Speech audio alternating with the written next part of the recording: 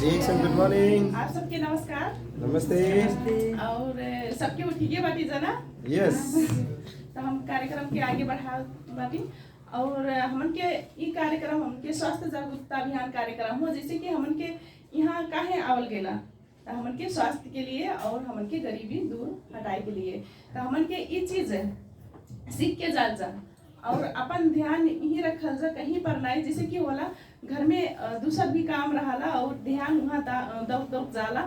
आदमी तो यहाँ रहे नहीं लेकिन दिमाग घरे पर रहाला, तो घरे पर नहीं अपन दिमाग और शरीर एक जगह रख के और हमन की कार्यक्रम सफल बनाइल जा आगे बढ़ावत बाटी। और हमन के ये सबसे पहले हम का कहे चाहत बाटी कि हम जब रिएक्शन शुरुआत कैले रहली तो हम काहे कैले रहली ओकरे बारे में हम बताए जात बाटी। तो हमन के जैसे रिएक्शन पहले हम तो नहीं पता रहा का हो, लेकिन का हम पता नहीं कैसे पा गई। जैसे कहे ना कि एक केहू जेकर भाग्य में रहाला उहे रिएक्शन पावाला, ते सच में हो जेकर भाग्य रहाला ना उहे रिएक्शन पावाला। और वैसे ही में हमारो भाग रहे वही से हम रिएक्शन पाइली। वैसे भी हम कि केहू नहीं बतैलस कि रिएक्शन के मीटिंग में चला, रिएक्शन के प्रोग्राम में चला, बस हमन के कुछ काम से बहरावा गेल हल गे। हमार सहेली रहने पढ़क के अनीता हमार संगरिया और ओकरे बाद में उनके कुछ काम रहे सामान खरीदे के। तो शनिवार के दिन हमन के गेल के भैरवा उस दिन छुट्टी के टाइम रहा, शनिवार हमन के कॉलेज ना रहला छुट्टी रहला, उहे समय में हमन के भैरवा गेल के। ओकरे बाद में भैरवा का रहला शनिचर के बाजार बंद रहला, तो वही से हमन के काम नहीं बनल। ओकरे बाद में अनीता के हाथ बाटी हमार संगरिया कि यहाँ एक कुमार मेडिकल सेंटर बा मेडिकल बा एक वहाँ हेल्थ के बारे में प्रोग्राम होला। तो वो जन कुमार मेडिकल सेंटर है वो केकर है हमन के ग्रेट गुरु हमन के ग्रेट मेंटर जन अशोक सर, हमन के अशोक सर के लिए एक बार जोरदार ताली बजा दीजिए। वहाँ उनके फिर बतैले रहलिन एठुना शिबू निशा जो कि हमार अपलाइन होलिन हमार स्पॉन्सरिंग उन्हीं से भइल बा। तो एक बार शिबू निशा के लिए जोरदार ताली। आप सबके नहीं पता हो कि के होलिन ना शिबू निशा उन का केलिन कि आजकल नहीं आवेलिन और अपन घर पता नहीं कहाँ बाटिन, हम ही नहीं पता बा वो हमारा अपलाइन कहाँ बाटिन। और वैसे भी हमन के जब गए गेल वहाँ ओकरे बाद में वहाँ बैठल के प्रोग्राम में ओकरे बाद में हमन के जो इंडिया साल हने प्रोग्राम करावत रहने हमन के अप्लाई लोग। हम शुरू के प्रोग्राम में हम पूछत नहीं रहली का रिएक्शन का हो और ये जड़ी का हो, ज्ञानोडर्मा कह के बतावत रहने रिएक्शन कह के बतावत रहने। और इसे ही बोर्ड में रिएक्शन ऐसे अच्छा लिखल रहा मीनिंग।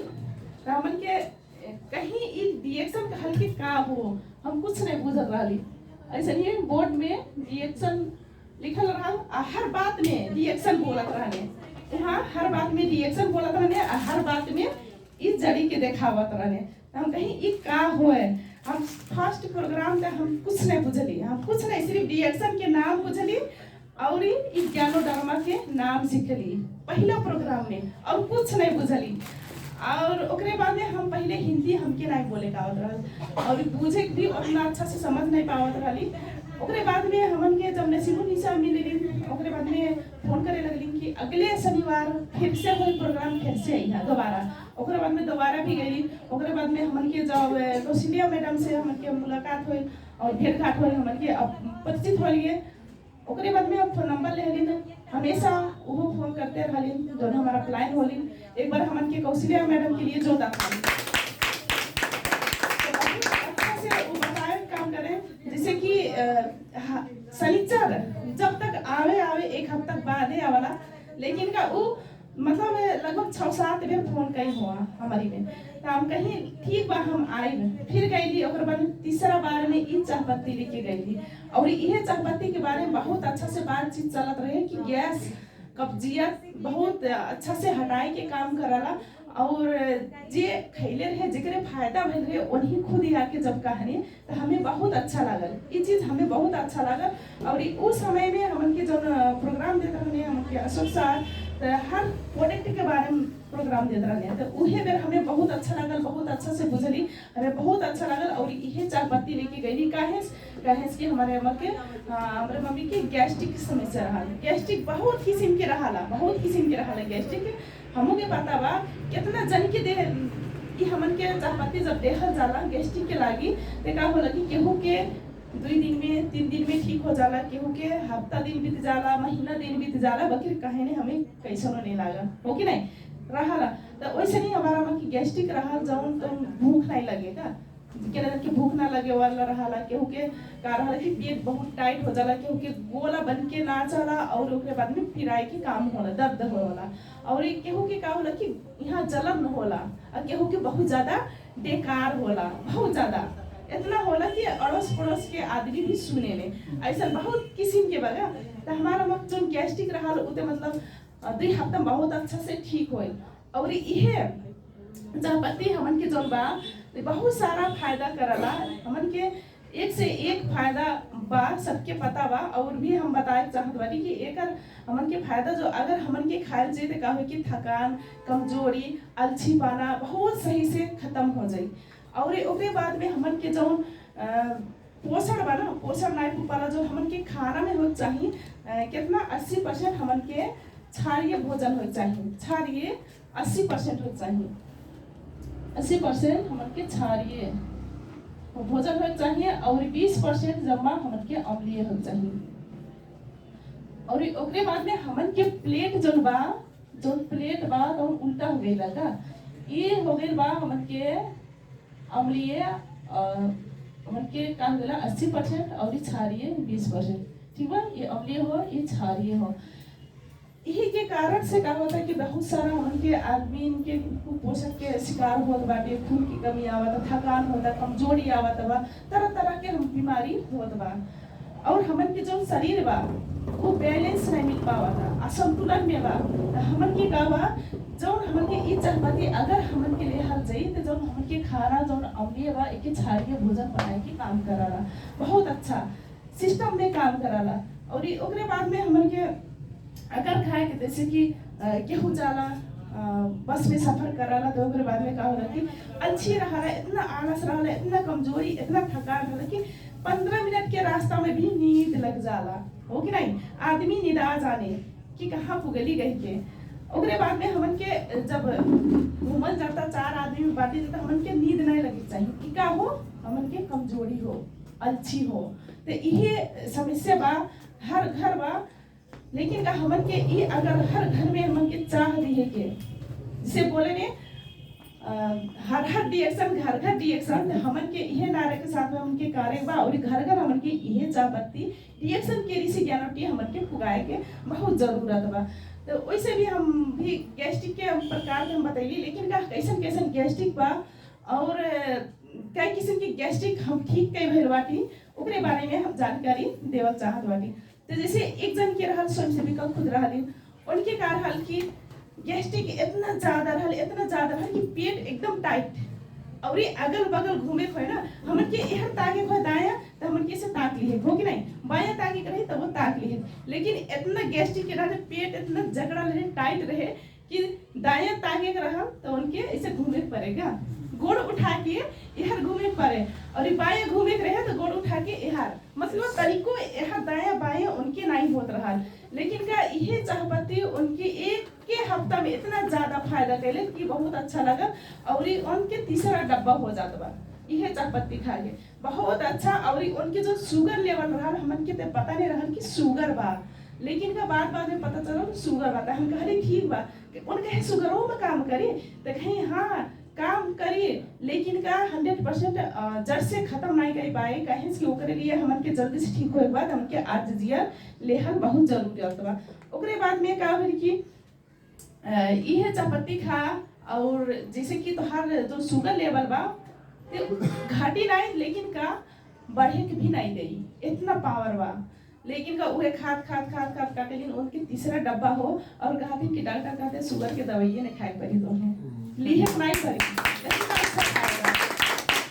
बस हमन के कावन निरंतर खाए बा का हमन के लगातार खाए बा। हमन के जैसे कहीं ना कि लेके रख लेली और कहीं भी धई रहली ओकरे बाद में भुला जाई, तो वैसा नहीं करे बा, खाए बा। और वैसे ही गैस्ट्रिक के बात करें तो एठू इतना डेंजर गैस्ट्रिक जौन कि बहुत ज़्यादा आवाज़ करे, मतलब बेकार लाद बहुत ज़्यादा आवाज़ करे, मतलब ऐसे मतलब आसपास के आदमी भी मतलब सुना उनकी आवाज़ कितना कड़ा उनके आवाज़ नहीं करता है, जो बेकार बा बहुत ज़्यादा। ओकरे बाद में हम यही चायपत्ती की बात करी, इस बारे में ना कभी बात करी तो उनके पैसा नहीं पुगल, कि नहीं खा सकब कहलिन, और यह चायपत्ती ओकरे बाद में कहली इहे खा, और जब तक ठीक नहीं हुई तब तक कल खैया। ओकरे बाद में खाए लगलिन। हम कहीं पानी में बोतल में ऐसे घोर घोर खाए, जितने घोर के खेबो उतने बहुत ज़्यादा फायदा करी। ओकरे बाद में उनके आलस भी बहुत ज़्यादा बा, उनके समस्या बा, लेकिन खुद ऐसे घोर के पी नहीं सकत रहली, इतना अच्छी चाह पिए तबे बा। तो उनके महीना दिन बीत गए, ओकरे बाद में भेंट करी, फिर अभी वैसे बा कि देखिए चायपत्ती कितना बा, तो तनिक के खत्म हो रहा और पूरा डब्बा रहा, ठीक होई नहीं होई। ऐसे कारण इतना ज़्यादा गैस्ट्रिक बा कि उनके जब मूड दुखाए लगला, दर्द करे लगला, तो जब मूड दावा ऐसे ही मतलब दोनों ओर से, तो क्या हो कि पूरा गैस सरसर पेट में जाला, इतना ज़्यादा गैस्ट्रिक। ऐसा बहुत कमे आदमी के रहा, लेकिन इतना खतरनाक गैस्ट्रिक जो कि चारों तरफ हड्डी हड्डी में पूरा मतलब फैलल बा गैस्ट्रिक, ऐसा भी गैस्ट्रिक रहा। ओकरे बाद में कहली इतना ज़्यादा गैस्ट्रिक बा, आपने क्या करल जा कि खाए बहुत जरूरत बा, अच्छी लगा था, लेकिन चाहे जैसे तो ठीक हो तो उनके तो खाई ही पड़ी। ओकरे बाद में और वैसे भी खाइया, और वैसे 2-3 चम्मच वैसे भी पूछ के खा के पानी पी लिया बहुत ज़्यादा, लेकिन पानी भी पिए में बहुत कंजूस है उनके। बार बार सिखाए पर एक डब्बा खत्म हो गया, लेकिन अच्छा से नहीं खरीद उनके। कहलिन कि हमके तरीकों भी फर्क नहीं मिला, लेकिन कहली फर्क मिली, लेकिन अच्छा से हमारे कहले हिसाब से खा नहीं थे बस हुए।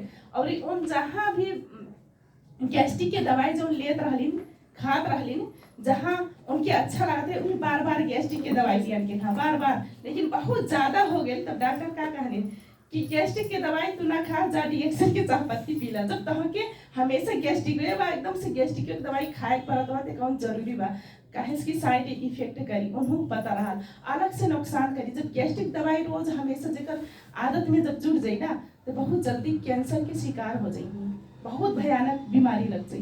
तो वो बा ओकरे बाद में उन्हीं यह चीज के बाद कहने कि रिएक्शन के चायपत्ती पीला, ऐसा कि वो डॉक्टर जो होने उनकी क्या हो कहीं से खबर बा कि रिएक्शन के जो चायपत्ती बा गैस्ट्रिक बहुत अच्छा से ठीक कर देला, और ये हमन के साइड इफेक्ट भी नहीं करला।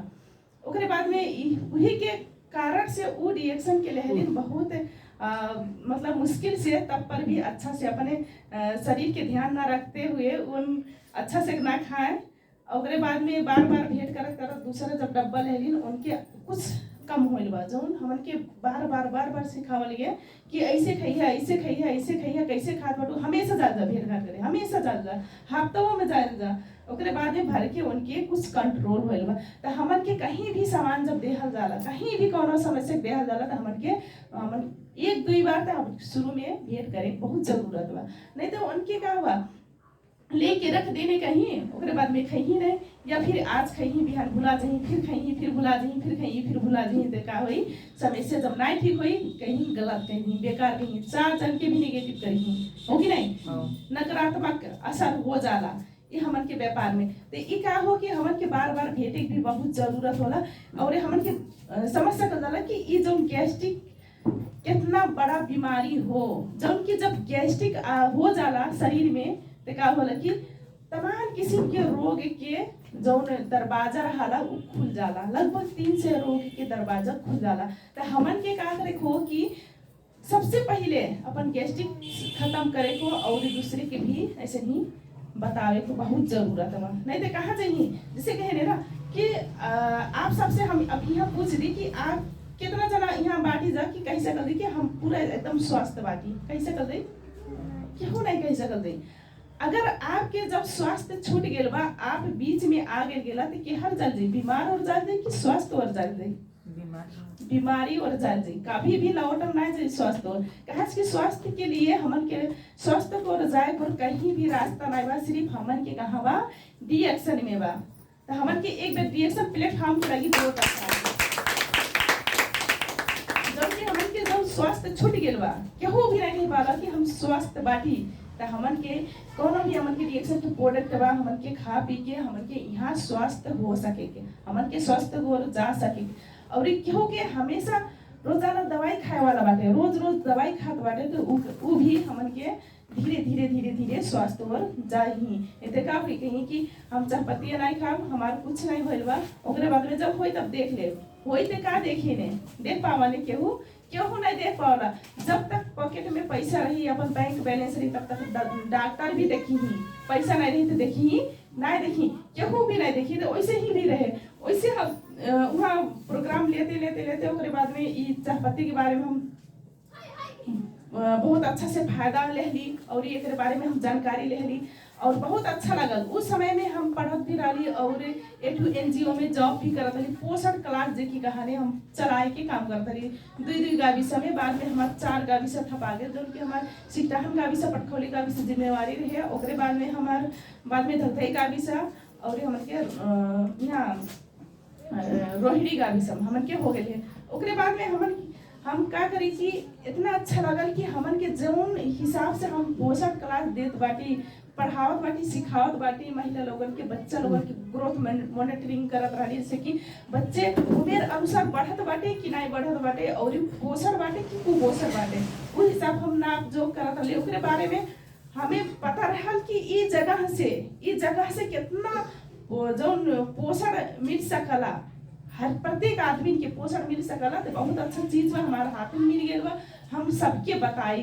जैसे बहुत सारा आदमी के रहला बहाना रहला कि हमारे पास टाइम नहीं बा, हम पढ़त बाटी, हम दूसरा जॉब करत बाटी, हमारे पास टाइम नहीं बा, हो कि नहीं रहला, बहुत बहाना रहला। लेकिन का हम सोचली और एकरे में पैसा मिलेला कहीं के पता पहले, ओकरे बाद में हम खाली इतना अच्छा सिस्टम बा, एमे इतना पूरा हम 100% जौन की धरती में से उगल की चीज हो, हमन के खाना हो, फूड सप्लीमेंट हो, इतना अच्छा पोषण देहे के काम करला, जौन की हमन के कुपोषण के दूर हटाए के काम करला। तो हम काहे न करी।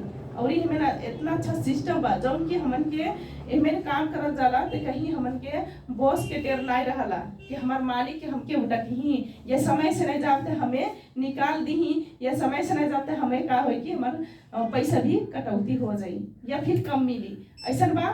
या फिर हम 2 दिन 4 दिन 1 महीना हम काम नहीं करब तो हम करा दी, हमारा ID खारिज हो जाई, बा सिस्टम नहीं बा। लेकिन इतना स्वतंत्र बा, बहुत अच्छा सिस्टम बा कि हमन के केहू भी कह सकला, कहीं पे भी बहाना नहीं बा, कहीं पे भी बहाना नहीं बा, हमन के कहीं भी कह सकल जाला। ई रिएक्शन के हमन के वही के अपन समय जोन बा कहीं भी हमन के फालक नहीं हो, कहीं भी हमन के वेस्ट नहीं करे को, का करे को हमन के जोन भी बा अपन कीमती समय जोन बा हमन के कहाँ लगाए जा, रिएक्शन में लगाए के बहुत जरूरी बा। अगर हमन के रिएक्शन में लगाए तो कहे कि अपन स्वास्थ्य भी होई, अपन जीवन बदली, दूसरे के जीवन हमन के बदले वाला काम करत जाई, देह सकल जाई यहाँ से। और का बाकी जैसे कि हम बहुत सारा आदमी के बात करी सबके अच्छा लगल, बहुत आदमी के जे माने जे विश्वास करी वही के ना फायदा होला, वही के ना हमन के देह जाला, जे भी खाई ओके बहुत अच्छा से फायदा होला। ओकरे बाद में हम देहात गईली, ओकरे बाद में इतना अच्छा सिस्टम बा, वैसे ही हम काम करत गेली। ओकरे बाद में हम जब स्टार रूबी होइली, पढ़ते समय में स्टार रूबी होइली, ओकरे बाद में भी हमार पढ़ाई खत्म नहीं होला, 6 महीना रह गया OJT करे के, 6 महीना रह गया हमार जौन फील्ड रहल काम करे के, जौन जॉब रहल उ ते मतलब खत्म हो गया, वो हमन के विदाई हो गया। लेकिन 6 महीना जौन रहल वो हमार OJT पढ़ाई चलत रहल। तो ओकरे बाद में हम कहिए खत्म होई हम रिएक्शन फुल टाइम करी, मतलब इतना मतलब लगल रहल कि आग लगल रहल कहे पड़ल, कहे कि आग देहे वाला काम हमन के सुनीता मैडम, हमन के अशोक सर काम करत रहने और बहुत अच्छा से हमार फील्ड के हेरत में संभालत रहने। एक बार हमारा प्लान जो सुनीता मैडम और अशोक सर के लिए भी जोरदार तारीफ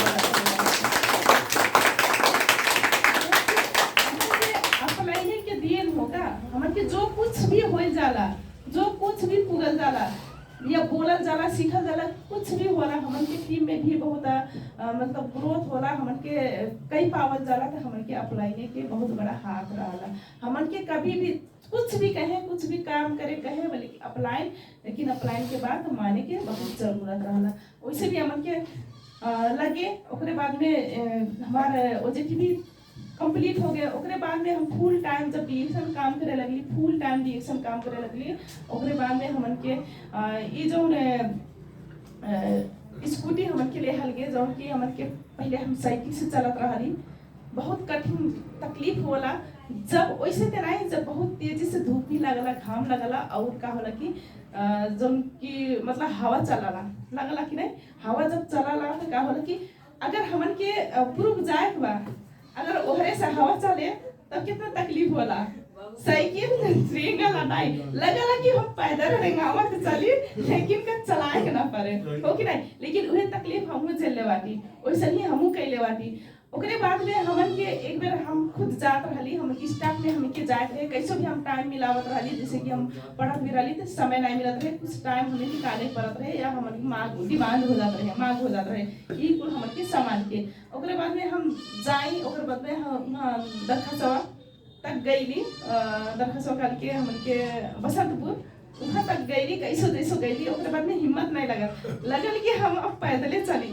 ओकरे बाद में वहाँ साइकिल दे देली कौशल्या मैडम के घरे, वहाँ से चल के हम वहाँ गेली सनौली स्टॉप पर, वहाँ से हम पैदले आईली।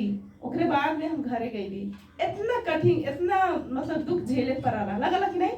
तब हमन के सपना बनल कि साइकिल में हमन के कितना दुख लागला, जब जाल जाला तो चैन उतर जाए या बिगड़ जाए, या इतना समय में पुगे बा या पहुंच नहीं मिला देला कोनो कारण बस, तो कैसन लागला, तकलीफ बुझाला ना, बहुत तकलीफ बुझाला। तो हमन की भी वैसे सोच बनल कि हमन के पास स्कूटी रहा, हमारे पास स्कूटी रहा तो इतना हम जब काम करे के जितना हम हमार क्षमता बा साइकिल से ऐसे भी 3 गुना 4 गुना भी बढ़ जाए, क्षमता बढ़ जाए कि नहीं।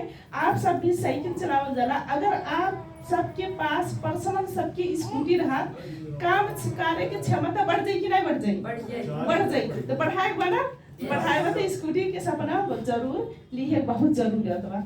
वैसे नहीं हमन के काम करल के हाथ में कचरा लग जाए साइकिल से, मतलब चलत चलत कपड़ा भी खराब हो जाए, वैसे नहीं बना। ओकरे बाद में हमके स्कूटी भी ले हल गए काम करते करते।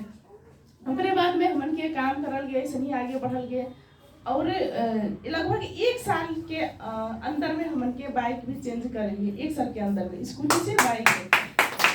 और हमन के देखा जाए खर्च देखा जाते पूरा खर्च हम डिएक्शन से कुछ भी हम पहिराली कपड़ा लगता, मतलब गोड़े से लेके चप्पल से लेके हमन के मूड़ी के चोटी में जो हमन के बांधल जाला जूरा या कुछ भी, हमन के सब कुछ डिएक्शन के कहीं भी नहीं। हम वैसे भी हमारा पहले सोच रहा कि केहू से हम पैसा ना मांगे, हमें पैसा मांगे कि बहुत तकलीफ होए, और जन के पता नहीं होला कि नहीं होला, लेकिन हमके बहुत होए और हमके मन नहीं लगेगा मांगी कहीं के, हमें नहीं उतना मन करे। ओकरे बाद में डिएक्शन इतना अच्छा प्लेटफॉर्म बा, हमन के मिल सकला, सब कुछ पता होल। ओकरे बाद में काहे ना करी, हम काम कैली, और अभी तक हम केहू से पैसा नहीं अपन घर में मांगली। जब से शादी भइल बा हम अपन ससुरा से, अपन सासुआ में से कभी भी 1 रुपया नहीं मांगले बाटी कि हमें पैसा चाहिए, नहीं मांगले बाटी। और हमन के बच्चे भी होइने, और बच्चन के जौन भी कपड़ा लत्ता कुछ भी रहा अपने खर्चे में हो रहा। हमार हस्बैंड बाटे, सर बाटे, बड़का सर, उनके भी हमन के एक ही आईडी हमन के चलाला। कितना जने पूछे नहीं कि दोनों जने जाने तो दोनों जन के पैसा आवत हो गई है, लेकिन नहीं, हमन के डिएक्शन में का बा एक ही आईडी हमन के मान्य रखला, जो कि हमन के उतने वैल्यू बा, चाहे हस्बैंड के रहे चाहे मैडम के रहे, ठीक बा। हमन के एक ही आईडी से काम कर सकल जाला, और मान सम्मान दोनों जन के मिलेला, और जगह ऐसे बटले नहीं बा का। जैसे कि और काम रहा कि हम टीचर हो गई ने, टीचर के मान सम्मान बा, तब उनके मैडम के नहीं रहा बुलावा होला नहीं होला। लेकिन आज हमारा प्रोग्राम यहाँ बा, लेकिन अब भी देखल गया हमन के जो भी मान सम्मान मिलल, तो हमारे सर के भी मिलल, हो कि नहीं, उनका सर के भी मिलल, हमन के पूरा फैमिली के मान सम्मान यहाँ हमन के डिएक्शन में मिलला। जो कि हमन के जब क्राउन मास्टर बनल जाला, तो जौन हमन के डॉक्टर ली अपन खुद के अपने हाथे से जो ताज पहनावने, गोल्ड के सोने के ताज, वो भी का रहा दोनों जन के मान सम्मान रहा, जो कि ताज पहिराए के वो अवसर मिलला, और हमन के पहिरे के अवसर मिलला। तो हमन के दोनों जन के मान सम्मान एक रहा, तो हमन के एक आईडी से आवाना पैसा, और उन्हीं से हमन के सारा सपना धीरे धीरे पूरा करल जाता।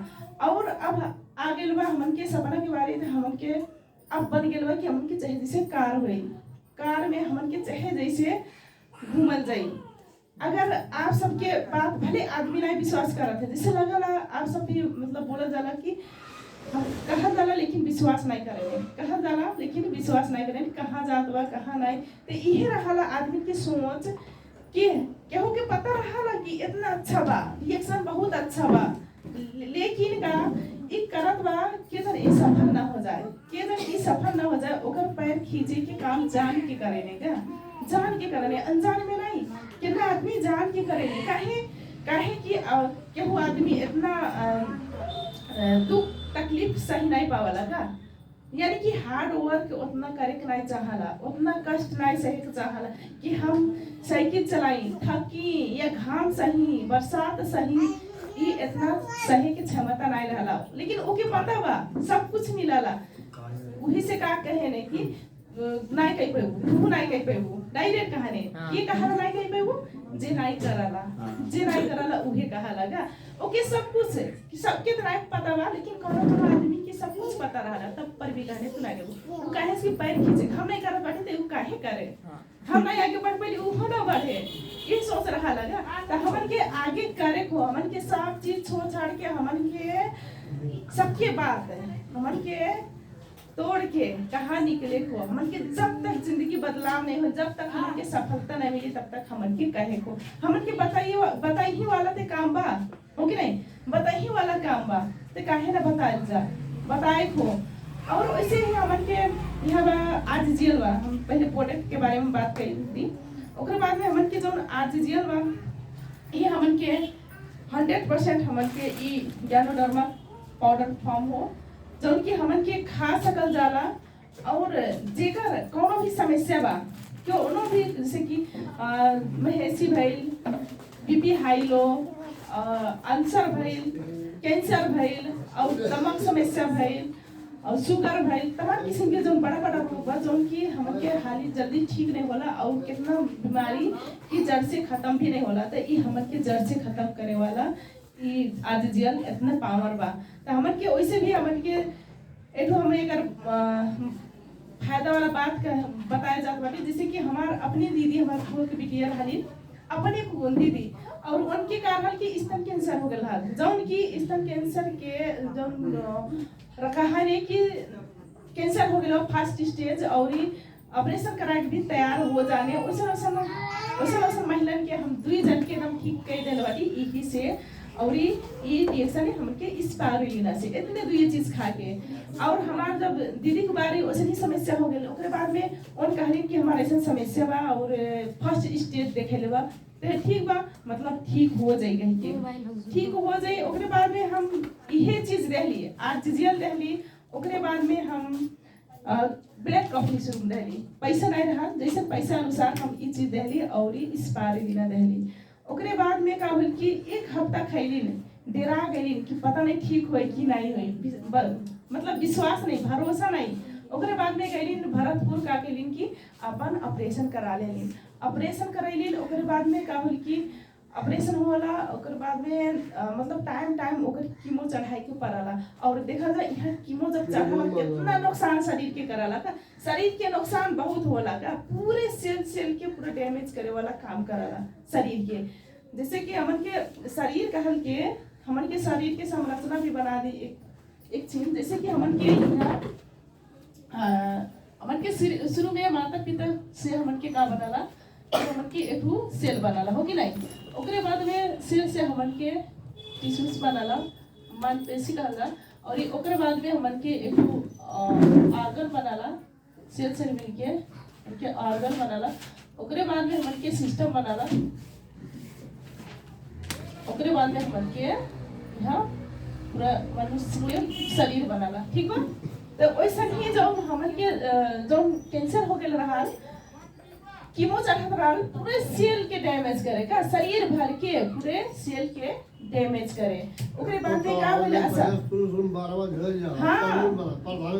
हां चला बरवा पूरा झड़ गेला। लेकिन अबे हम फोटो देखाए, पहले फोटो तो पता नहीं डिलीट हो गया लेकिन फिर से हम देखाए। लेकिन का होल कि पूरा बरवा झड़ गेला, बहुत कम में बचल रहा। ओकरे बाद में का होल कि अलग से साइड इफेक्ट 1 साल हो गए, 1 साल हो गए उनके दवाई करावत करावत खाद ठीक बा।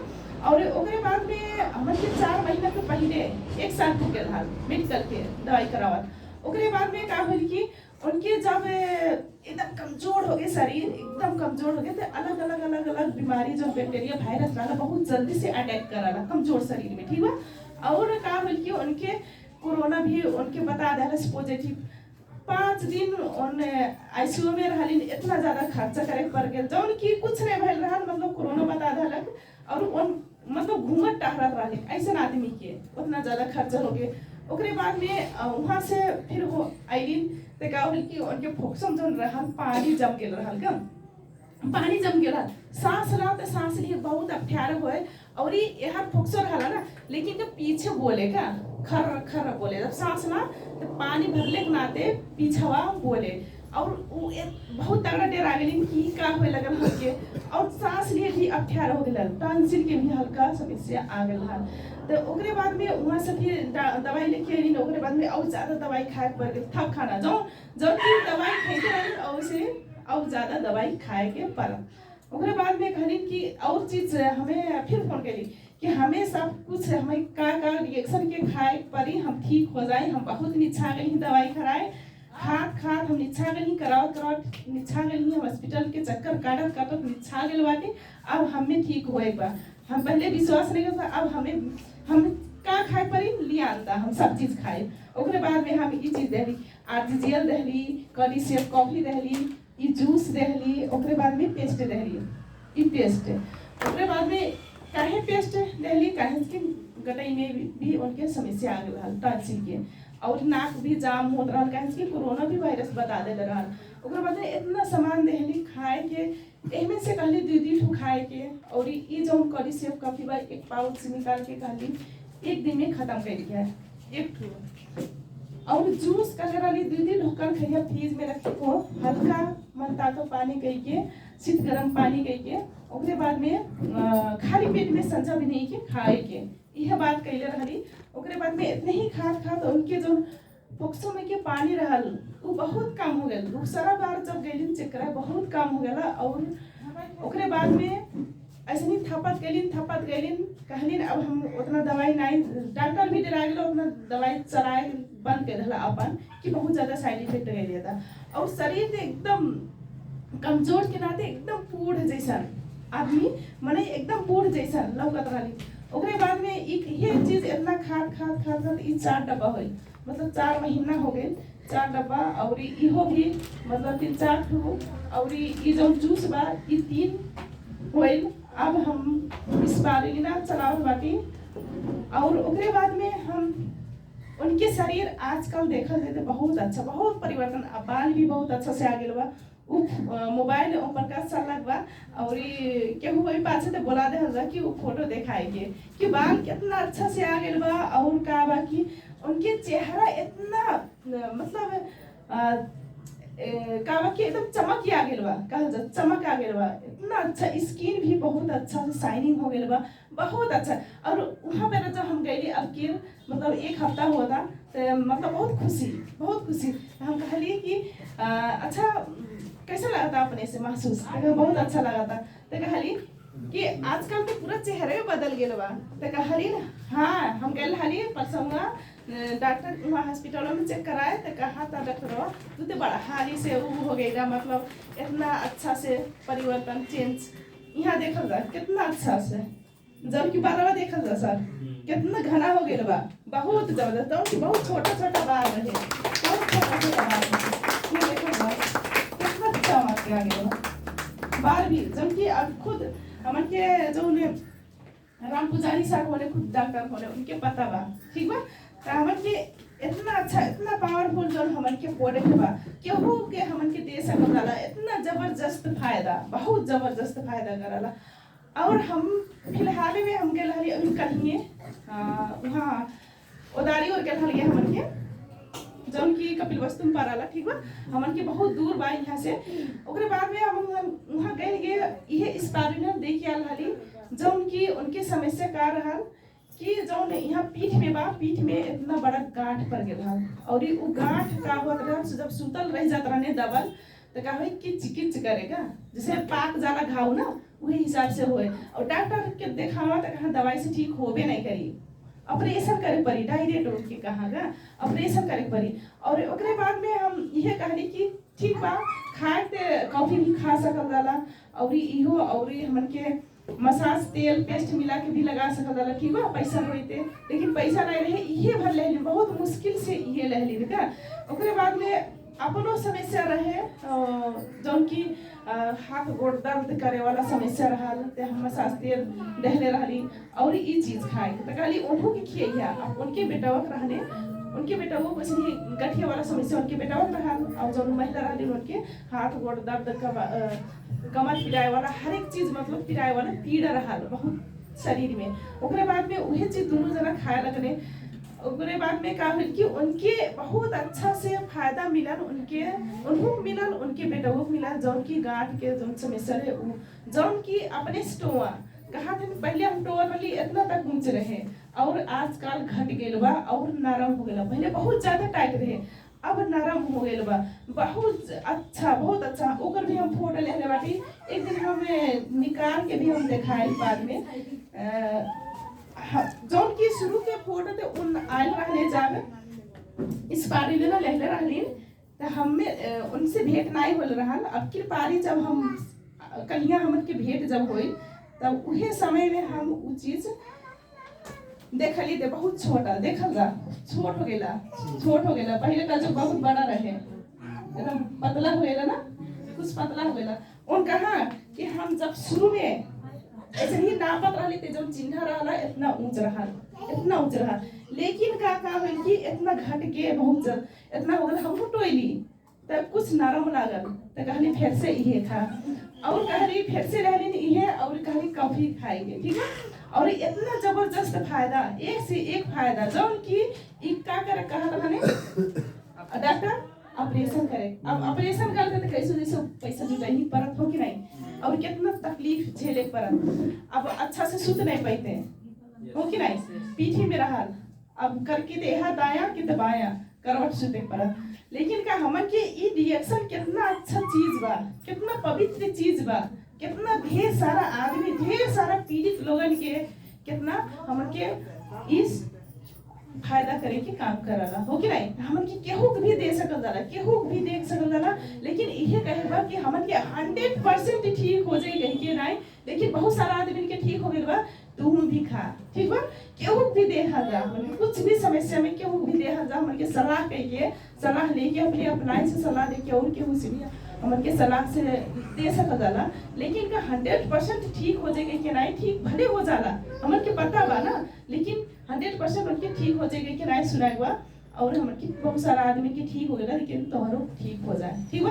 इतना सारा आदमी के जब फायदा अपन बताएल जाई फायदा के बारे में तो उ तो बुझी ना, उ तो जल्दी ओपन अंदर से महसूस हो जाए कि सही हम खाए तो हमरो के ठीक हो जाए हो कि नहीं लगी और उ खाए के शुरू कर दी तो हमन के ई कोनो भी बीमारी में हमन के चला सकल जाला। हमन के कोनो भी बीमारी नहीं बा लेकिन का हमन के तपर भी एमन के एक कैप्सूल हमन के खुद खाएल जाला।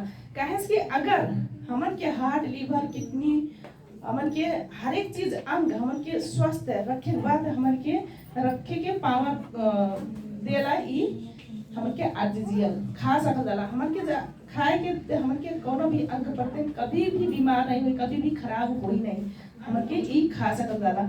और ओकरे बाद में हमन के यहाँ सौंफ बा, हमन के ई सौंफ काल के हमन के ज्ञानो सौंफ हो ई का जाला हमन के यूकी सौंफ भी कह सकल जाला। और ई हमन के अगर लगाए के हमन के क्रीम पाउडर की भी जरूरत नहीं पड़ला बाहर के, हमन के केना जना इहे साबुन भरे लगावे ने और अलग से क्रीम पाउडर नहीं लगावे ने और कुछ भी लगाए की भी जरूरत नहीं रहने कितने जने बोले ने। लेकिन का ई हमन के का होगी हमन के स्किन के स्वस्थ बनाए वाला हमन के साबुन हो कहीं भी, जैसे कि बहुत सारा आदमी के कर रहा चेहरा साबुन अलग अलग से तो धोए ने लेकिन का कोनो भी फायदा नहीं, नुकसाने करला। काहे कि अंदर के जोन भी हमन के सिस्टम ऑयली बनावाला चेहरा उ भी हमन के खींच ले जाला अलग साबुन। और बहुत ज्यादा नुकसान कराला। और अपन जौन केमिकल बना तो छोड़ जाला उहे का होला कि बाद में बिहार को का होला डंडी फोड़ के समस्या छैया समस्या ऐसे नहीं आवे लगला। तो हमन के अगर ई साबुन हमन के यूज करें तो बहुत अच्छा, चाहे ऑयली रहे चाहे ड्राई रहे, छाला सबके लिए भी सूट कराला, सबके को लगा सकला। हमन के छाला 7 लेयर के रहला, जौन हमन के छाला 7 लेयर के रहला। और हमन के एकर अंदर भी ई 7 लेयर के जौन छाला रहला एकर अंदर भी का रहला, कितना भी अंदर फसल जौन केमिकल बा, कितना भी खराब चीज बा ते का रहला ई के नीचे से खींच के ऊपर निकाल के शुद्ध बनाए वाला काम करावे हमन के सोप। बहुत जबरदस्त फायदा कराला, जन के एकदम स्वस्थ बनावाला। जिससे का होला कि कितना जन के फेस लौकला उम्र नहीं होइल रहला, लेकिन का जैसे लागला कि इतना ज्यादा उम्र के होई ही लगला ना कितना जन के। लेकिन का होला यह खराबी के कारण तमाम किस्म के केमिकल जम रहला कि अंदर घुस जाला, वो से जल्दी से बुढ़ा देला।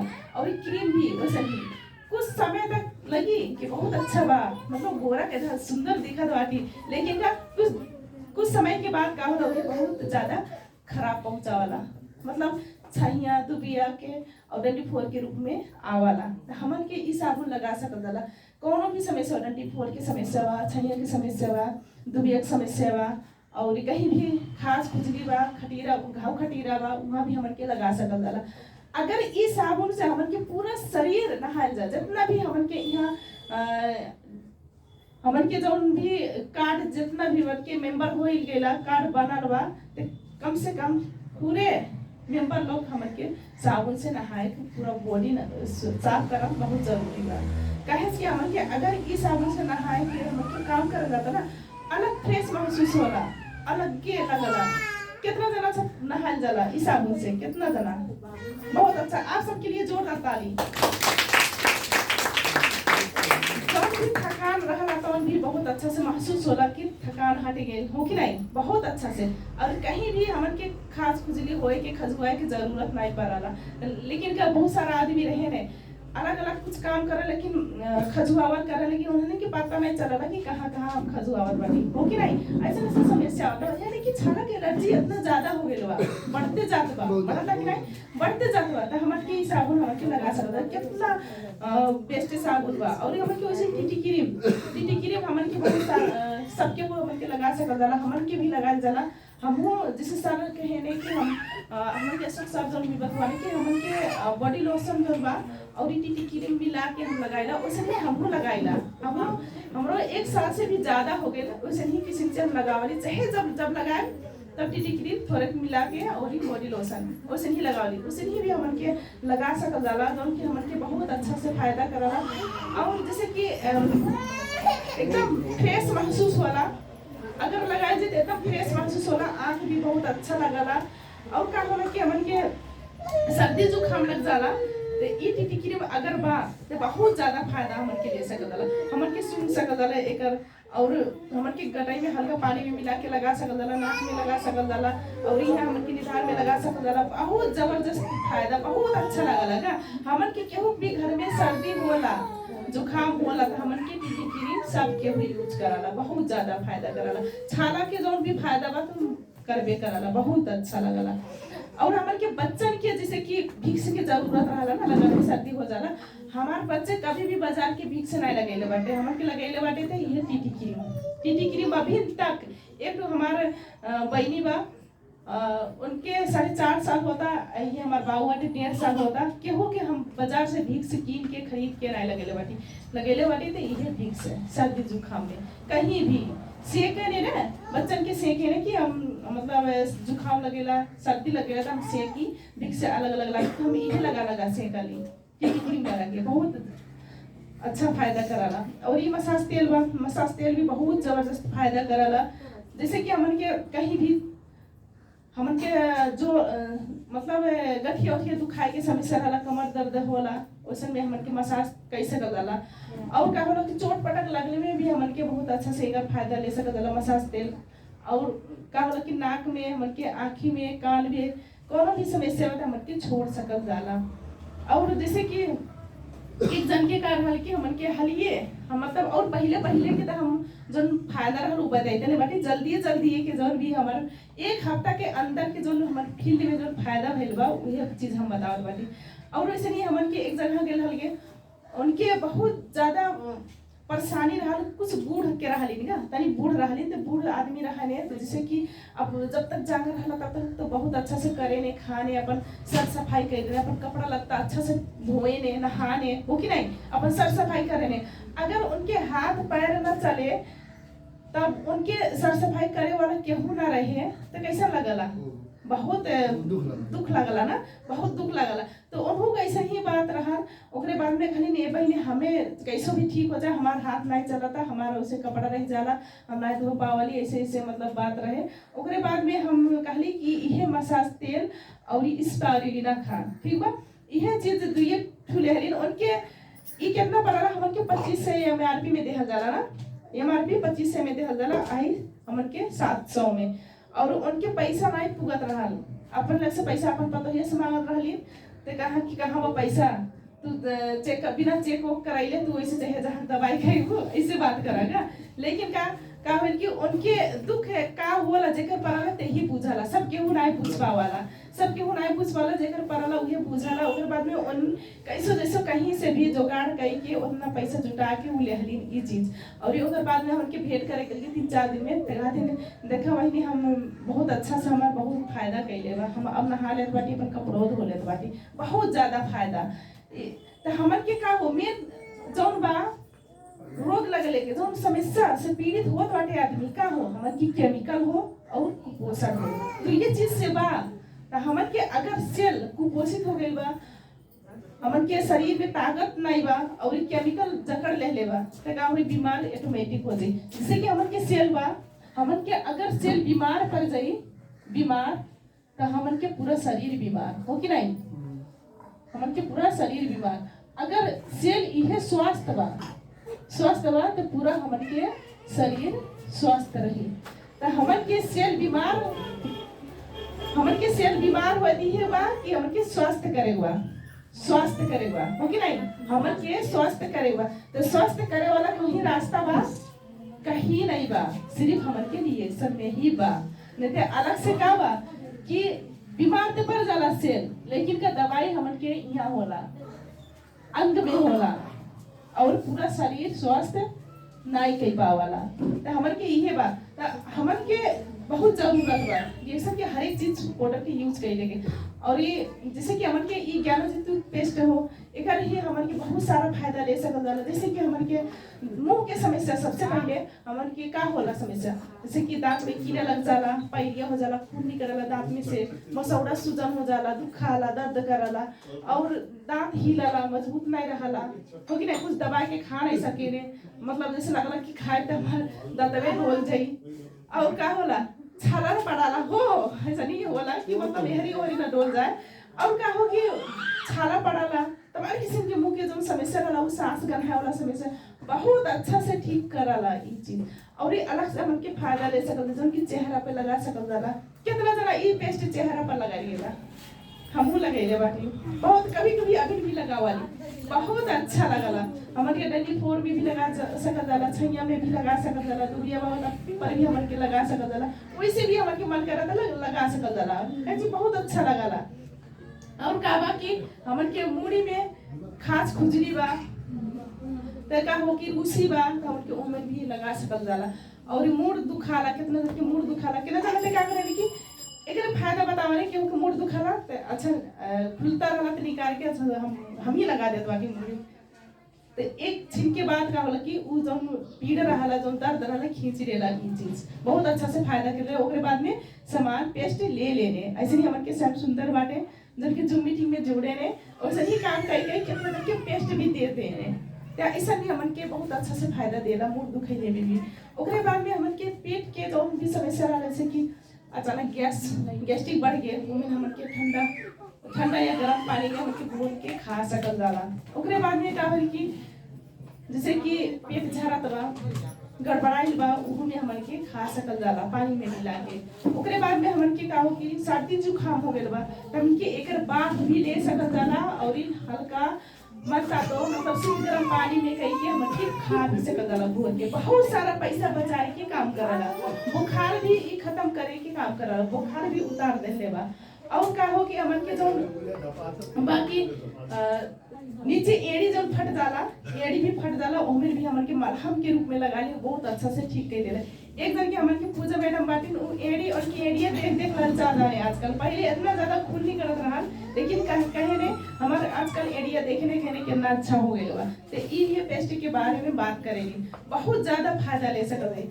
और का बा कि कितना दिन के का होला कि काम कर दे रहे या मेहनत के काम कर दे रहे, ज्यादा रेंगे वाला काम कर दे, थका महसूस हो जाला, थका लग जाला या गोड़ दुखाला, थकक मारे, ठीक है, थकक मारे। तो ये का हुआ कि हमन के ये पेस्ट निकाल के, अगर पेस्ट बात है हल्का तेल में मिला के से कि तोरी के तेल में मिला के हमन के मसाज करी है कि अगर गोड़ में, तो बहुत अच्छा से आनंद मिलला। ये जो बात थकाए खींचे के काम करल, काहे कि हम अपन सासू अम्मा के जब रोपनी के समय आला, बैठौनी के समय, तो हम का करली कि यही से हम मसाज करली तेल में, जो करू तेल जी कहाने ओमन हम मिला के ये मसाज कर देली। बिहान को एकदम टनटना के रहेगा ने, मतलब अच्छी नहीं लगला कि आया उठत पिरात बात हरी पिरात नहीं उठते काम करे शुरू। इतना जबरदस्त फायदा अपनों भी वैसे नहीं करली, मतलब ज्यादा थका लगला तो ऐसे भी हमन के ले सकत ना, या मसाज तेल बात मसाज तेल से भी हमन के मालिश कर सकत ना।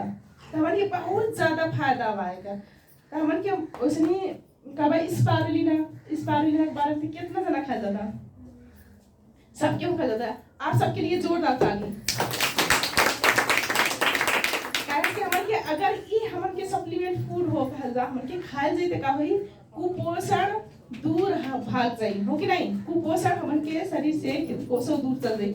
जौन कि हमन के जो सबसे पहले ई का करला कि पोषण देहे के काम करला, खून बनाए के काम करला। कितना जने ते कहना खून बनाए वाला फैक्ट्री हो कि नहीं। त हमन के ये स्पारुलिना से बहुत सारा आदमी के का होला कि जेकर खून नहीं बनत रहन, जेकर हॉस्पिटल में महीना महीना में का करत पड़त रहे, खून चढ़ाए पड़े, एक पॉइंट 2 पॉइंट खून चढ़ाए पड़त रहल शरीर के। लेकिन ओके का के भाई ये स्पारुलिना से का होला, वो खून चढ़ाए जो लिहे के परत रहल हॉस्पिटल से वो बंद हो गए बा। इतना जबरदस्त फायदा। और हमन के एमे सब कुछ मिलला, जितना हमन के शरीर के चाहिए 46 किस्म के पोषक तत्व ते ये स्पारुलिना से मिलला। हमन के कभी भी अपन शरीर में नहीं पूछल जाला कि लीवर के लिए का चाहिए, खाना का हो कि नहीं, हार्ट के लिए का चाहिए, एकर खाना का हो, हमन के आंख के लिए खाना का चाहिए, हमन के पूछल जाला का नहीं। लेकिन सब चीज के अलग अलग बा कि नहीं बा। तो हमन के थाली में रहला वो चीज, हमन के प्लेट में रहला नहीं रहला। हमन के पूरा जो अंग प्रत्यंग के जो हमन के हर एक सेल के जो खाना चाहला वो चीज नहीं मिल पावला। वही से बहुत सारा आदमी कुपोषण के शिकार हो जाने। तो हमन के ई कुपोषण सोइले से बचाए वाला काम करला। हमन के 46 किस्म के भोजन मिलला। ई का हो, हमन के फूड सप्लीमेंट हो, हमन के दवाई नहीं हो, हमन के फूड सप्लीमेंट हो। कितनो भी खाए अपन बजट हिसाब से कितनो भी खाए फायदा ही फायदा रही, नुकसान हमन के साइड इफेक्ट कुछ नहीं बा। जैसे कहने अब ज्यादा खा ले तो कितना खाए डरा खा ले, हमन के डरा के खाए नहीं हो, हमन के जितना अपन बजट पुगा था उतना हमन के खा सकल जाला बहुत ज्यादा। और का बा कि हमन के महिला के बहुत सारा समस्या रहले से तो पानी की समस्या, मीन्स की गड़बड़ी रहला, क्योंकि होला समय से होला क्योंकि होबे नहीं करला, और पाटे घर में दाग पड़ जाला, सूजन होला। तो ऐसा समस्या के बहुत अच्छा से ठीक कइले बा, बहुत अच्छा से ठीक कराला। हमन के महिला के लिए ते बहुत बेस्ट बा। ई कहल के इस बारे में हम महिला के लिए बहुत बेस्ट बा, सबके बहुत जरूरत भी बा। तो हमन के ई खा सकल। और इहे खा के कितना दिन के अपन सुई में धागा नहीं डाल पावत रहने, लेकिन इहे खा के सुई में धागा डाल लेने बहुत फायदा कइले बा। उससे हमन के बहुत सारा कब्जियत बा, गैस बा बनत बा, हमन के इस जोन बा लीची स्पाइसी हमन के ब्लैक टी हमन के खा सकल, मसालादार वाला बहुत अच्छा से फायदा करला। और वेट लॉस के लिए हमन के ग्रीन टी खा सकल जाला, बहुत ज्यादा उपाय। लेकिन केहू के कुछ नहीं बा, हमन के जितना डिस्ट्रीब्यूटर बाटे सब खाए बहुत जरूरत बा, सब चीज ट्राई करल बहुत जरूरत बा। हमन के ई कड़ी से भी खा सकल जाला बहुत अच्छा से। हमन के का हो कि जैसे 30-35 जब होला ना, तो हमन के शरीर हड्डी गलत जाला का, और उम्र जब होला बढ़ जाला तो हमन के शरीर गलत जाला।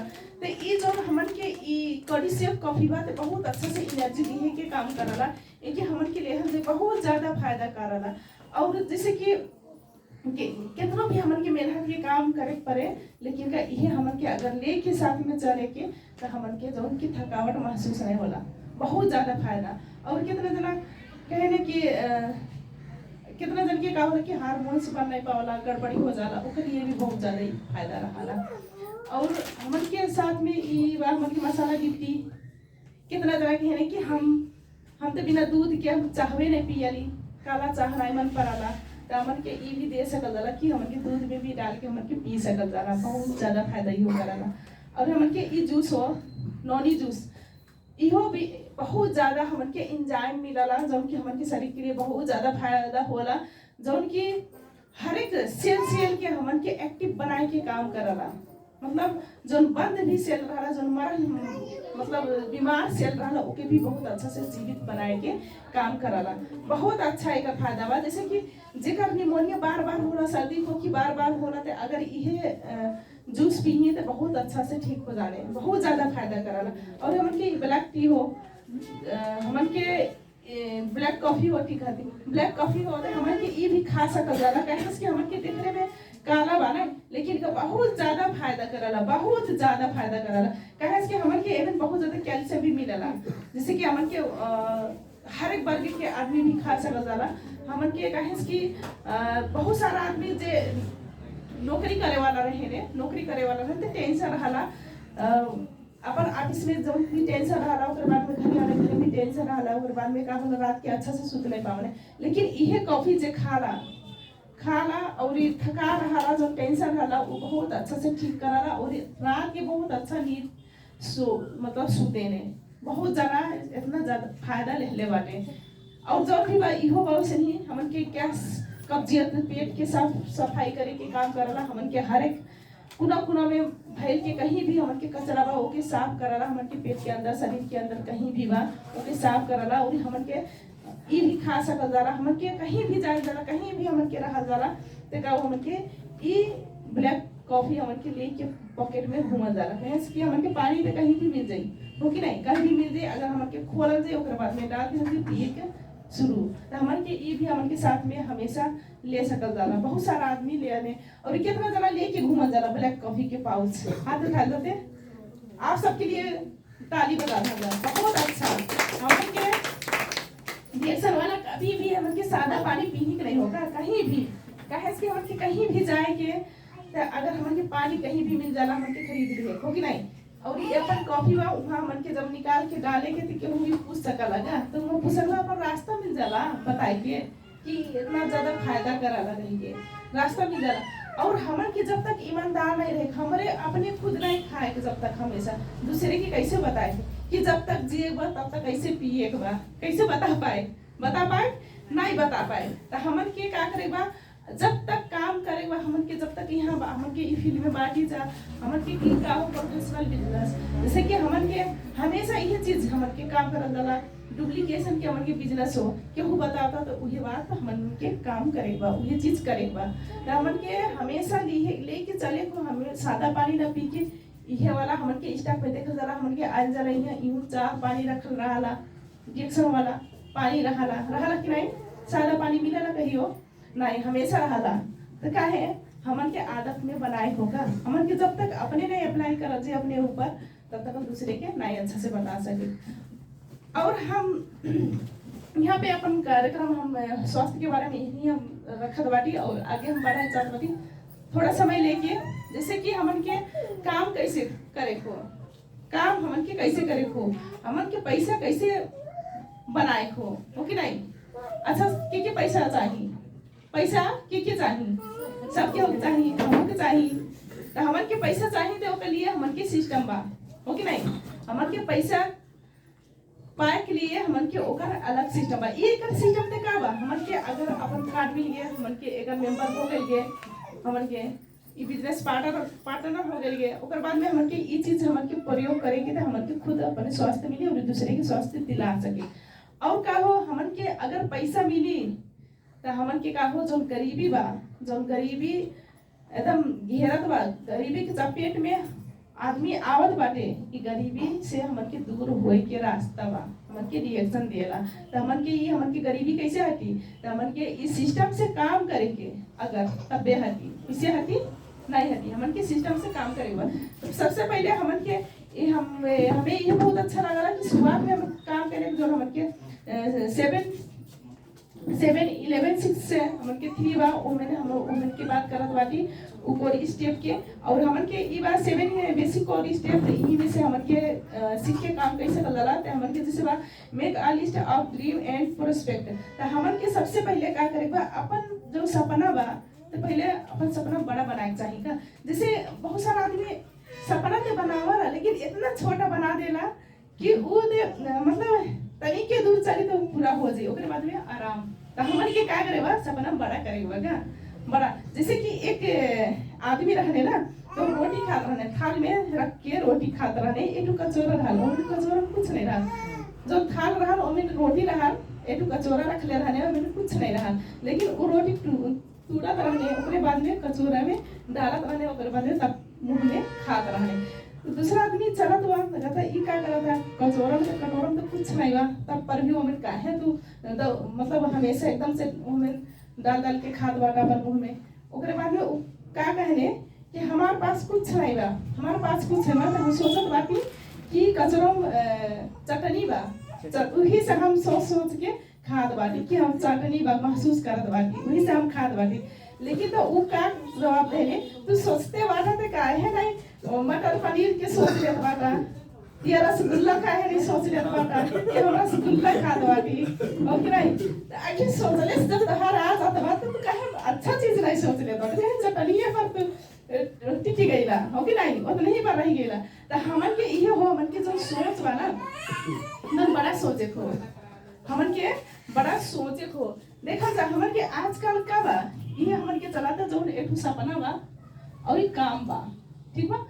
सपना बा, सपना सबके अच्छा से घर रहला, एक घर के सपना लेहल जाता हो कि नहीं, हमन के एक कार के सपना लेहल जाता मानो, ठीक बा उदाहरण के रूप में। ओकरे बाद में हमन के शिक्षा के लिए उच्च शिक्षा अच्छा शिक्षा के लिए हमन के सपना कि बच्चन के बहुत अच्छा शिक्षा हम दे पाई, और ये हमन के जो बा हमन के सपना का रह सकला कि हमन के हार के सपना, एक हमन के हार के भी सपना हमन के ले सकला, लेकिन नौलखा हम के राहत इतना अच्छा लगा। लेकिन सपना बहुत बड़ा बा, अच्छा सोचो ना लगा इतना साधारण रूप में सब केहू सोचत होई, लेकिन का सपना ते रहा, लेकिन ये सपना पूरा करे के लिए जौन की रास्ता बा काम बा सिर्फ छोटा रहा का, जौन पैसा बा बहुत छोटा पड़ जाला हो कि नहीं।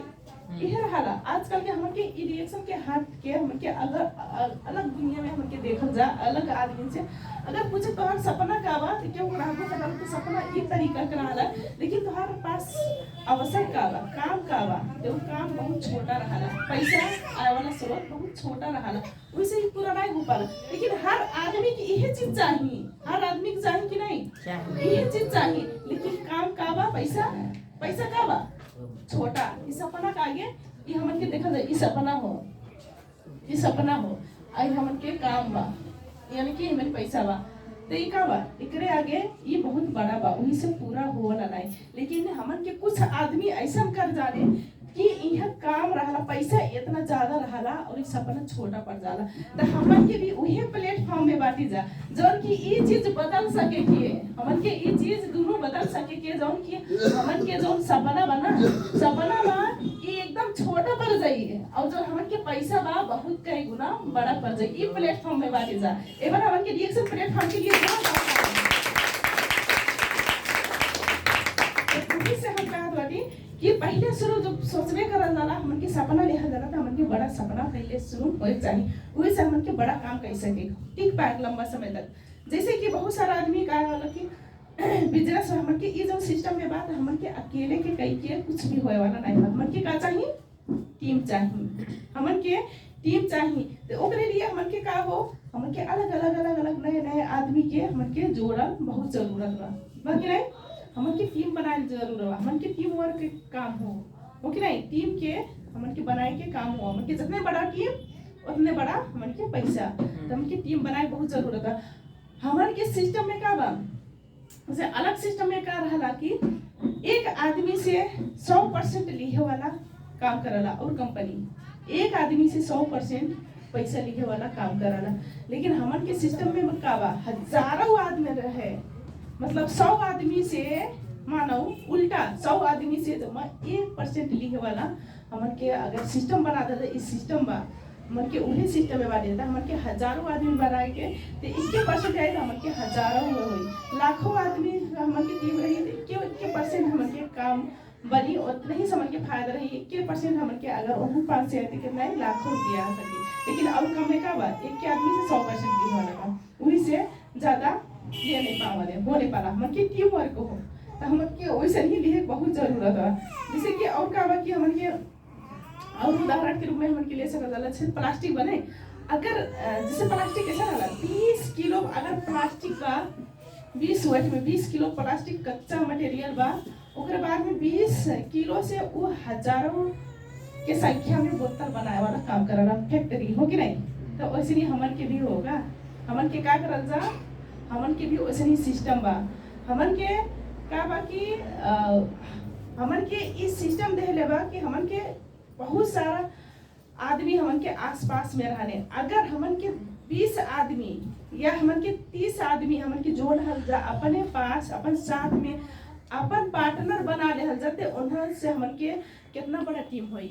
हमन के सिस्टम का कहला कम से कम 20 डायमंड निकाले के बाद में क्राउन डिवेस्टर अगर हमन के पास आज हमन के तैयार कर दिए के 20 डायमंड मतलब सोच के ठीक बा 20 डायमंड तैयार कर दिए तो हमन के कितना आदमी हो जाएगी 20 आदमी ना हमन के खोज दे 20 आदमी हमन के डायमंड चाहिए क्राउन डिवेस्टर बने के। लेकिन वो सिस्टम में कितना आदमी पढ़ी लाखों करोड़ों आदमी पढ़ी कि नहीं तो हमन के प्लास्टिक और बोतल के वो हिसाब भइल कि नहीं तो उसने सिस्टम हो सिस्टम से अब हमन के वही हिसाब से हमन के करे को ठीक बा हमन के अपन सिस्टम बनाए को एकरे लिए हमन के हर रोज नए आदमी के खोजल बहुत जरूरत बा। हर आदमी नया आदमी से बात करल हर रोज बताए बहुत जरूरत बा ठीक बा। इसलिए हमन के काम करो। दूसरा बात use product and make retail sales daily हमन के का करे बा कि सबसे पहले अपन प्रोडक्ट कोनो भी चीज बा हमन के छोड़े के नहीं बा, सब चीज के स्वाद लिए बा ठीक बा, सब चीज खा के हमन के जो फायदा बा ये फायदा हमन के लिए बा और ये ओकरे बाद में हमन के बतावल बहुत जरूरत बा। कितना जना खाने नहीं कितना जना सब चीज नहीं खाने लेकिन क्या होला बताए के शुरू करे रे बतावा ने भर बताइए बच्चे नहीं होई हमन के खाए जरूरत बा। अगर पूछ दी एमे की कलर का बा तो नहीं बता पावत जाई हो कि नहीं एक फायदा का बा तो हमके का फायदा मिलल बा क्यों पूछ सकला दूसरे के बतावल जाई कि फलाने फायदा मिलल तो हमके कौन फायदा मिलल है कैसे लगला तब का बतावल जाई कुछ सवाल नहीं रह जाई जवाब नहीं रह जाई सवाल के हो कि नहीं। तो वही में हमन के कॉन्फिडेंस जो बा वो घट जाएगा। जब कॉन्फिडेंस रहे के चाहिए हमन के खाए पिए के तबे हमन के बता सके वो कॉन्फिडेंस से नहीं तो हमन के घट जाई तो वो आदमी विश्वास नहीं करी। तो वही समन के ये चीज के हमन के बहुत जरूरत बा करे के और हमन के ये चीज जौन बा पहले नंबर हमन के का करे बा खाए बा ओकरे बाद में का करे बा दूसरे के दिए बा। हमन के अगर दूसरे के दिए तो हमन के का होला हमन के आईडी जब बन जाला तो हमन के रिटेल प्रॉफिट मिलला रहला कि नहीं हमन के डिस्ट्रीब्यूटर रेट अलग रहला और ये में आरपी रेट एमएन अलग रहला कि नहीं रहला। अगर हमन के दिखे वाला काम करेंगे मतलब हमेशा सेल्स से करे वाला मतलब बेचे वाला काम करेंगे तो क्या होई कि जो रिटेल प्रॉफिट मिली उसमें से हमन की बहुत सारा पैसा बचा सकेंगे अपन खर्च निकाल सकेंगे। आदमी बहाना करला ना कि हम रिएक्शन में घूमत बाटी रिएक्शन में जात बाटी घरे कुछ नहीं होई तो हमारे बोल ही रह के कुछ घरे काम करनी पड़ी और बच जाने घर में। अगर हमन के निकल जाएंगे मतलब कि चाहे जैसे हम बेचबे करब ठीक बा चाहे जैसे हम बेचबे करब चाहे जैसे हम प्रोडक्ट निकलबे करब तो हमन के डीपी में नहीं दिए होगा एमआरपी में दिए को हमन के डॉक्टर लिख कहले बाटे जेकर काटई बा ओके का करे बा एमआरपी में दिए थे हमन के रिटर्न प्रॉफिट बहुत ज्यादा हो सकला बोनस से भी ज्यादा। तो हमन के जो हलीम सर आल है हलीम शेख सर एक बार उनके लिए भी जोरदार ताली बहुत अच्छा से बता के गई ने कि हम जौन खर्चा लगल रहा जौन उनके मैडम जौन उनके खर्च के लिए उनके स्वास्थ्य के लिए सारा अपन गहना भी बेच के उन खेने पीने और स्वास्थ्य बनेने तो उनके जौन सारा गहना हम पूरा कैली कहाँ से, रिटर्न प्रॉफिट से। रिटर्न प्रॉफिट जौन कि हमन के डीपी पे मिलेला तो एमआरपी में जो देहल जाला तो उहे बचल के पैसा से उन सारा पूरा कई देने गहना तो हमन के भी कैसा कर जाला का। लेकिन का हमन के नियमित रूप में हमन के नहीं घूमल जाला का, जैसे कि हमन के अब एक दिन तक काम करे के तो बाद 2 दिन घरे बैठे के, रोज रोज काम नहीं होला, रोज रोज बिक्री नहीं होला नहीं होला। अच्छा रोज फील्ड में कितना जना घूमत जाला, हाथ उठा जाते, रोज डेली फील्ड में। बस ये गिने चुनी आप सबके लिए जोरदार ताली। हमन के जरूरी बा, हमन के अगर बिजनेस करल जाता तो हमन के एकदम ईमानदारी के साथ में तब हमन के पैसा आ सकी। ओकरे बाद में हमन के ना ईमानदारी से करेंगे तो उसे ही ईमानदारी होने दिखाई। ठीक बा।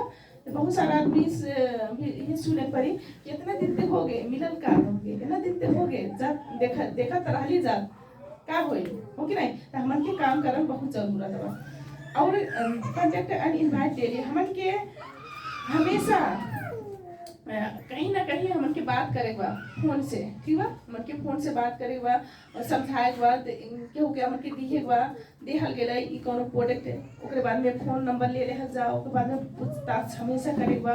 ओकरे बाद में हमन के इनवाइट करल से हमन के हर एक हफ्ता के हमन के बिहीवार इतवार का होला यहाँ प्रोग्राम लगाला तो हमन के यहाँ के लिए हमन के इनवाइट करल बहुत जरूरी बा। यहाँ के लिए हमन बतावल जरूरी बा, साथ में लिया के यहाँ आयल बहुत जरूरत बा, सीखल बहुत जरूरत बा, बताए को सिखाए को। हमन के जब तक हमन के बताए नहीं दूसरे के उ जानी कि यहाँ का होत बा नहीं जानी ना, तो हमन के बताए को। जैसे कि हमन के अब कहीं आजकल शादी ब्याह के चलत बा सीजन, अगर आपके वहाँ इनवाइट नहीं बोलैले नहीं रही तो आप जाल लेकर नहीं होता खाए नहीं जाल जाए ना। तो इहो ऐसे हो केना जना भले जानी कि यहाँ हमें केहू कहले नहीं बा, हम कैसे जाए, पता नहीं जाए मिली कि नहीं मिली, सोचे नहीं सही ने। हमन की केहू के अगर कह दिए कि अइहा तो कहने हमू का के मिली, पूछे नहीं कहे से के पता नहीं बताए कि काम की करो, हमन के बताए को। ठीक बा। हमरा नहीं बताए तो केहू जानी कहीं है का हो तो का नहीं, तो हमन के बताए बहुत जरूरत बा। हमें हमेशा बताए हमन के, और हमन के ये चीज बता सकल जाला कि हमन के आरबीसी में हमन के जून में भी हमन के सीख सकेगा हो कि नहीं, डेली सीख सकेगा वहाँ भी हमन के बता जा। हमन के हर रोज केहू न केहू बताए के जरूरत बा, तो ये चीज हमन के बताए जा।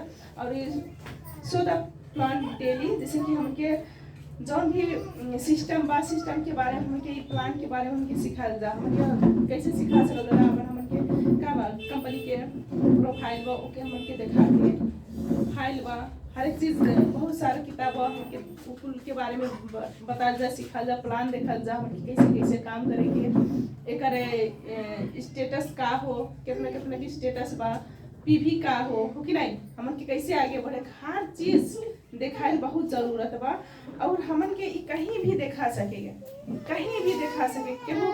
हमन के डॉक्टर लिम कहले बाटे कि हमन के जे डॉक्टर होने उनके बताए नहीं हो, जे मास्टर होने उनके बताए नहीं हो नहीं। या नाश्ता खाद के बताए नहीं हो, खाना खाद के बताए में हर जगह कहीं भी भेंट घाट हो। जैसे कि हमन के अब कहीं कहीं केहू नाश्ता करे जाला तो भेंट हो गए तो हमन के बता सकल जाला। ठीक बा। कहीं काम करे जाता वहाँ केहू से भेंट हो गए, बातचीत चलत आगे बढ़त तो वहाँ भी बताए को। हमन के तो बहुत ज्यादा मतलब ऐसा चीज सिखा के गई ना हमन के हालिम से सर कि हमेशा मुँह में याद रहा उनके नाम।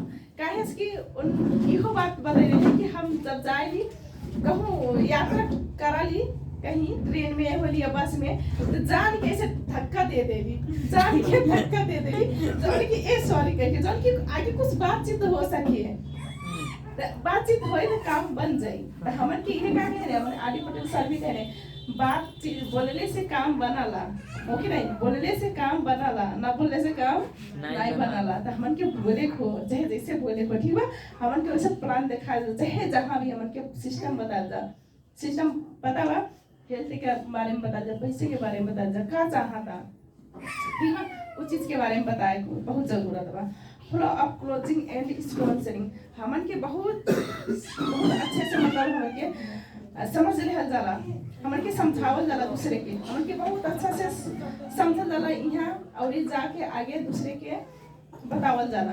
और बता ली है कि एक बार बताइले में वो समझ जाई, ठीक बा।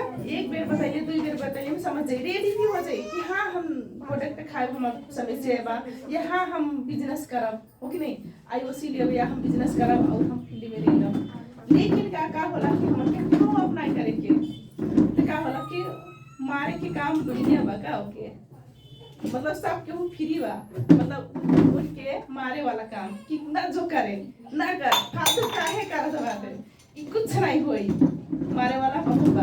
तो वही से हमन के का करे कि वो भी हाँ कही के बाद में का होई कि नहीं कही देने की नहीं कह देने, हाँ करब कही के, हाँ बहुत अच्छा बा, रेडी हो जाइए, ओकरे बाद में कुछ समय के बाद नहीं करब कहने के कारण का बा, आसपास के आदमी उनके बहुत नेगेटिव चीज बोल देने, बहुत सारा ऐसा चीज बोल देने कि उनके जो कार्य करे, जो उत्सुक रहने, जागरूक हो जाने, वो भी उनके अंदर से मर जाला का, मारे वाला काम करे। तो हमन के का करे बा, फॉलो अप करे बा, और इसी में हमन के फॉलो अप करके हमन के उनके सिखाओ के हमन के अच्छा से हमन के बिजनेस के बारे में सिखा जा, और ओकरे बारे में ओकरे बाद में का बाकी हमन के रोए लगने डिएक्शन। गुड मॉर्निंग, आप सबके कैसा लगा था? बहुत ही अच्छा लगा था, बहुत अच्छा। आप सबके मुंह से सुनी बहुत खुशी लगा था। और ओकर बाद में हमन के का करा था कि purchase the business materials you need to get start.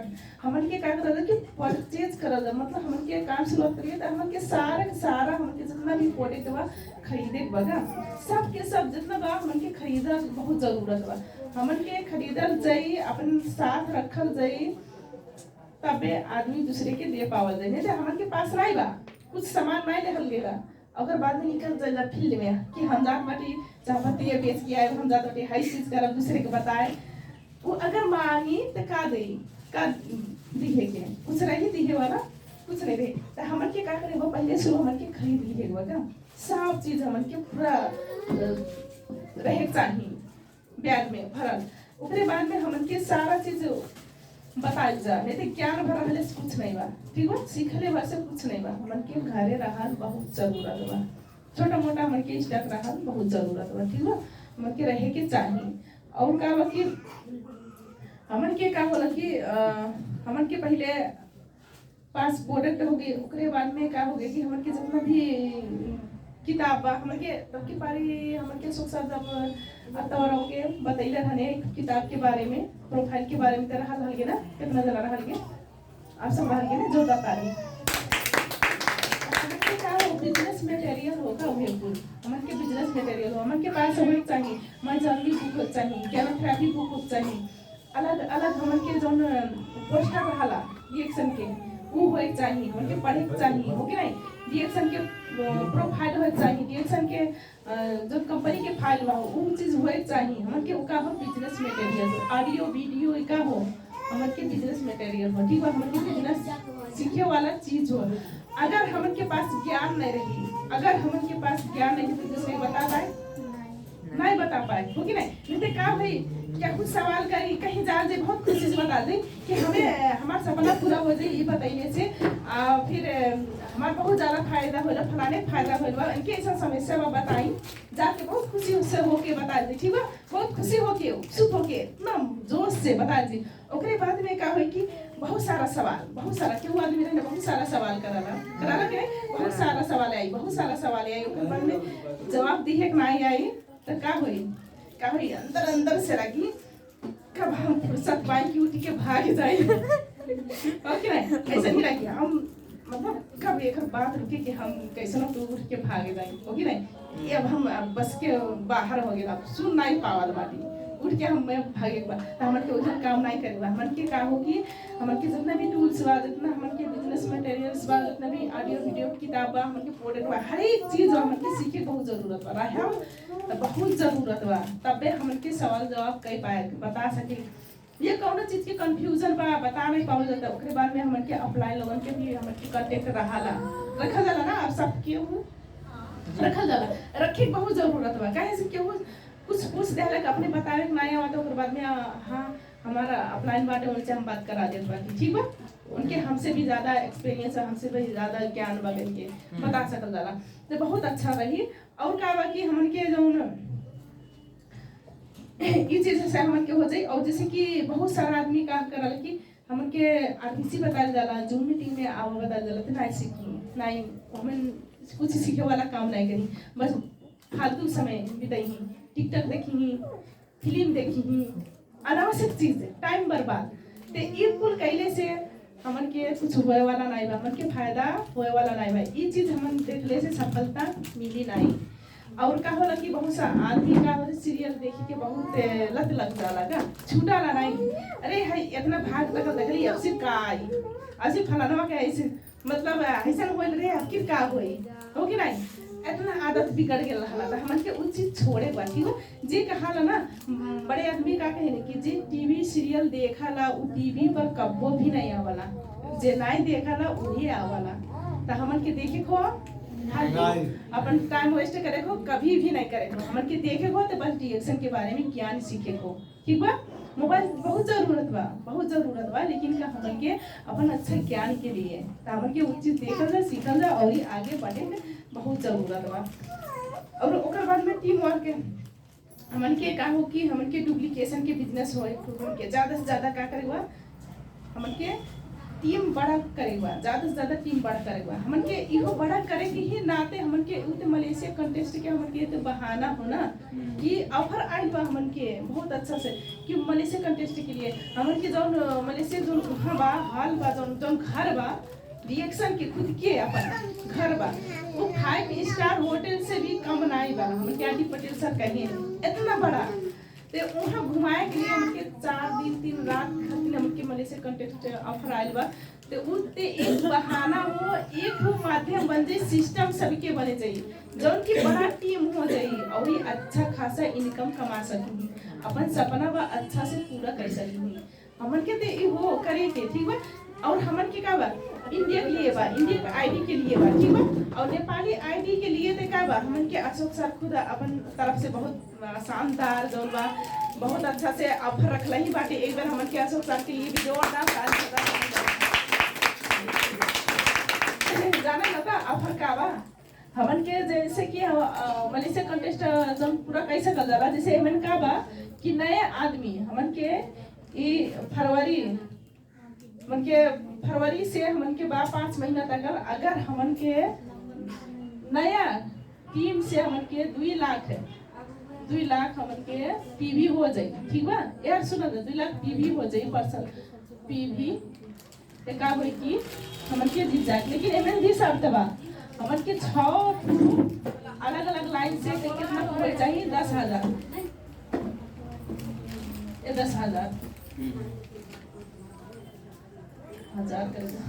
10,000 हमन के पीवी होए चाहिए ठीक बा।